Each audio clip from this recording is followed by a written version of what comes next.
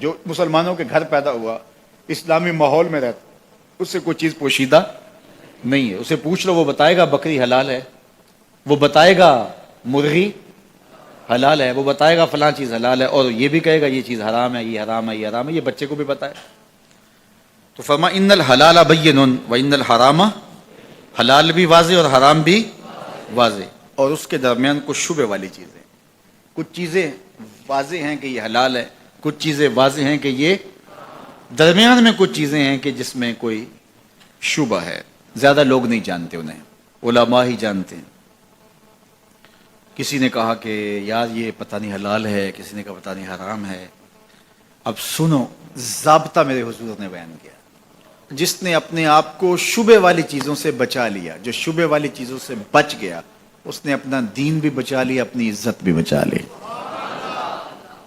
آپ کو یہ یقین ہے کہ یہ کھانا جو پکا ہے بالکل ٹھیک ہے، صحت افزا ہے، تو آپ اس کو رغبت سے لے لیتے ہیں.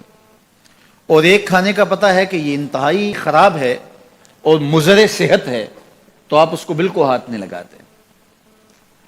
اور ایک کے بارے میں آپ کو شک ہے، پتہ نہیں صحیح ہے کہ پتہ نہیں خراب ہے، تو کبھی بھی اپنی صحت کا خیال رکھنے والا اس مشکوک کھانے کو نہیں کھائے گا. اس لیے دین کے معاملے میں بھی ایسے کرو کہ جس کے بارے میں تمہیں شک ہو اس کو چھوڑ دو، اور اس کو اختیار کرو جس کے بارے میں شک نہ ہو. اور پھر ارشاد فرمایا جو شبے والی چیزوں میں پڑ گیا وہ حرام میں پڑ گیا.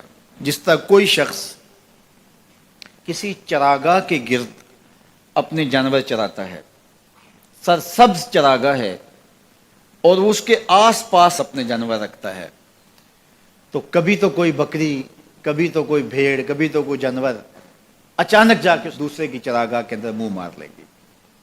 تو پھر ضرورت ہی کیا ہے اس کے قریب جانے کی؟ تو کہا جو حرام کے قریب جائے گا ایک دن حرام میں مبتلا ہو جائے گا. ہر بادشاہ کی کوئی چراگاہ ہوتی ہے، اس نے ایک مخصوص چراگاہ رکھی ہوتی ہے، اس میں اس کے جانور چرتے ہیں، اور کسی کا جانور اس میں وہ آنے نہیں دیتا. بادشاہ کی غیرت ہوتی ہے، اس نے باڑ لگائی ہوتی ہے. لیکن اگر کچھ چراگاہ کو عبور کر لے تو وہ بادشاہ جو ہے وہ غیرت کی وجہ سے اس جانور کو پھر چھوڑتا نہیں ہے کہ یہ میری چراگاہ میں آیا کیوں. تو فرمایا اللہ کی چراگاہ خاص اس کی حرام کردہ چیزیں، وہ گوارا نہیں کرتا کہ کوئی حرام میں مبتلا ہو. یہ ساری کہانی بیان کی حضور نے. پھر اس کے بعد حضور نے اس کو مزید خلاصے کے طور پہ مختصراً بیان فرمایا.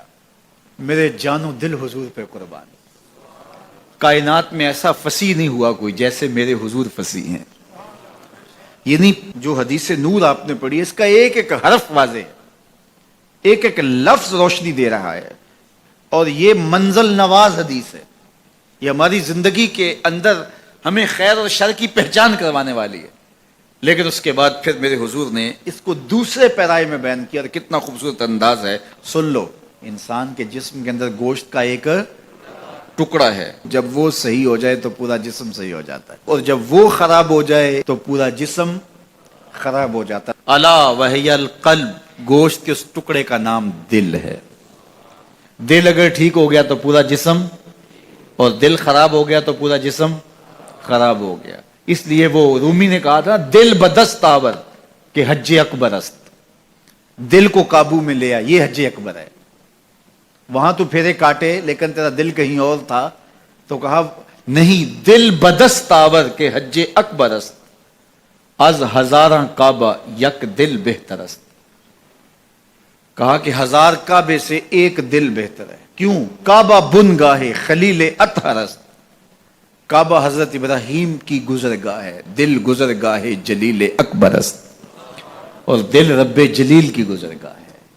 اور اقبال بولا خود ہی کا نشیمن تیرے دل میں ہے، خود ہی کا نشیمن تیرے دل میں ہے. اتنی بڑی کائنات چھوٹے سے دل میں کیسے آ گئی؟ اقبال نے کہا میں بات دلیل سے کر رہا ہوں. خود ہی کا نشیمن تیرے دل میں ہے، فلک جس طرح آنکھ کے تل میں ہے. اس لیے اس کا کنٹرول کر لینا، اس کا قابو میں کرنا